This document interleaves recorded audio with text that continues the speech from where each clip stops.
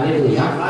Saudara bisa baca lagi nanti di dalam ayat 17 sampai ayat 32, manusia baru. Jadi berubah.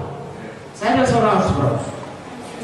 Dari mulai saudara lahir baru, mulai saya lahir baru, sampai kita dipanggil Tuhan, kita harus berubah. Roma 8:9 berkata, makin hari makin menjadi Yesus. Seperti Yesus.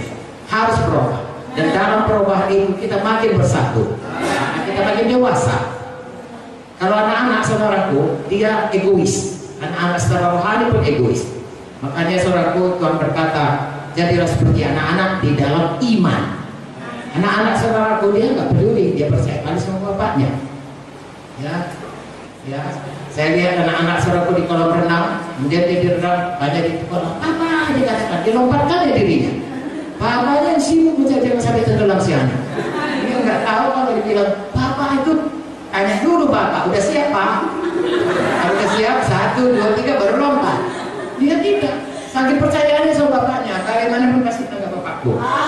Dia hanya cukup berkata, kakak, katanya, dilemparkannya dirinya. Jadi orang tuanya mencari supaya jangan sampai anaknya tenggelam. Mengapa? Dia punya iman.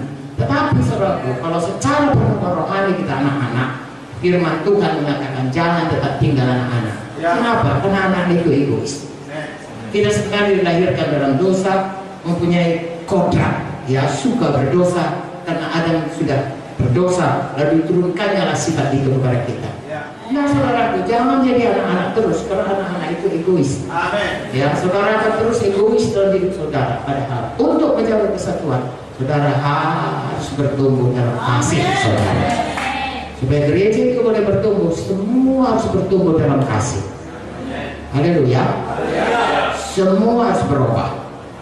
Apalagi dosa hukum 10, mulai dari jangan ada pada Allah yang lain, kemudian mengasihi sesama saudaraku, menghormati orang tua, menghormati pemimpin dalam sidang saudara, mulai dari PKS saudara atau orang yang membawa saudara kepada Tuhan, abang-abang rohani saudara, ya PKS, di sektor, saudara hormati.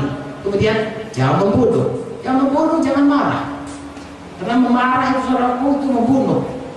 Salah satu Yohanes, jangan marah. Nanti saya bacakan sebentar. Jangan mencuri, jangan berzina, jangan mencuri, jangan berbohong, jangan inginkan pada orang lain. Itu adalah hal-hal yang sebenarnya ya orang dunia pun tidak kuat. Apalagi jangan atur, harus dibuang dan berubah ya menjadi mengasihi dan bertambah-tambah mengasihi. Haleluya. Saudara baca ini saudaraku ayat 22 yang saya bacakan sebentar selalu. Kosannya kamu berhubung dengan kehidupanmu yang dulu harus menanggalkan manusia lama, menemui kebinasaan dan nafsunya menyesatkan. Manusia lama, sifat yang mementingkan diri harus dibuang.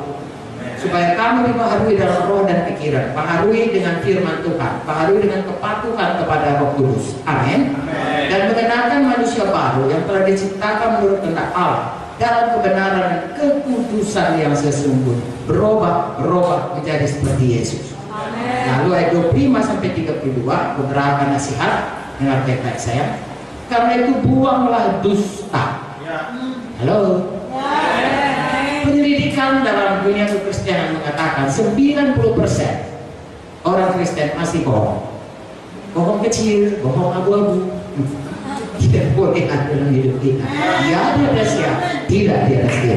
Lebih dari itu, rasa dari itu. Saudaraku, lebih bagus saudara katakan hal sebenarnya, apapun risikonya, Tuhan akan mengampuni dan Tuhan akan memimpin kita terus pada kedewasaan rohani. Jangan bohong. Haleluya. Sini dikatakan, yang pertama sekali dari pembaharuan ini adalah buang dusta. Ya, mudah sekali bohong. Kalau dulu sebelum ikut Tuhan mudah sekali bohong, jangan lagi mau. Katakan Tuhan, aku mau berkata ya dia kasih. Tolong aku Roh Kudus. Kapan kita mau bohong, buang itu, pakai manusia baru, berkata ya dia kasih. Tidak. Amin. Apabila kamu menjadi marah, janganlah kamu berbuat dosa, janganlah matahari terbenam sebelum pada amarahku. Mengampuni. Semua harus mengampuni.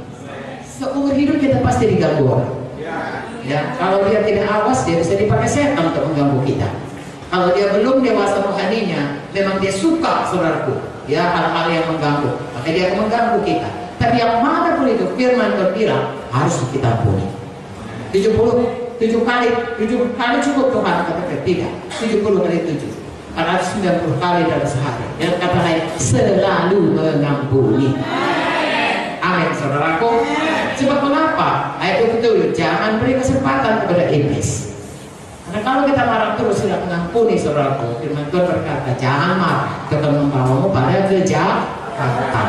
Iblis akan mengambil kesempatan, saudaraku, membuat kita dendam, membuat kita tidak mengampuni, bahkan kemudian, saudaraku, memberikan penyakit kepada kita.